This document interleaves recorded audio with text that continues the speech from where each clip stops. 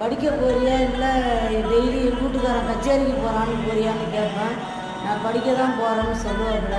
ஒவ்வொரு அந்தந்த நிலைமையிலையும் ஒவ்வொரு நாளைக்கு வாரத்தில் ஒரு நாள் 2 நாள் பிடிச்சிட்டு வந்து ராமநாதபுரம்ல சண்டை பிடிக்கக்குள்ள ஒவ்வொரு நாளும் நான் கஷ்டத்தை நினச்சி இப்படிலாம் இருக்குது. நான் எழுந்திரிச்சு இந்த கலிகாலத்துலேயும் அடுப்பு ஊதுறேன், கேஸில் வச்சு பற்ற வைக்காமல் அடுப்பு ஊதி உங்களை கஷ்டப்பட்டு படிக்க வைக்கிறேன்.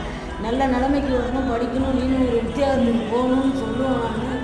அதெல்லாம் நினச்சி நம்ம அம்மா இந்த நேரத்தில் எழுந்திரிச்சு சோறாக்கி, இதில் பால் மாடு வேறு, சோறாக்கி படித்து சாமி எடுத்து வச்சுட்டு சுடுதண்ணி போட்டு கொடுப்பேன்.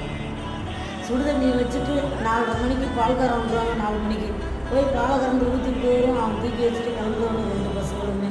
இவ்வளவுலாம் நான் கஷ்டத்தை அனுபவிச்சிருக்கேன். ஒவ்வொரு நிமிஷமும் எனக்காக வாழணும்னு சொல்லியே நான் அழுதுகிட்டு இருப்பேன். என் அழுவெல்லாம் கடவுள் பார்த்து நீக்கிவிட்டாரு. இன்றைக்கி நான் நல்ல நிலைமைக்கு இருக்கேன். என் 2 பிள்ளைங்க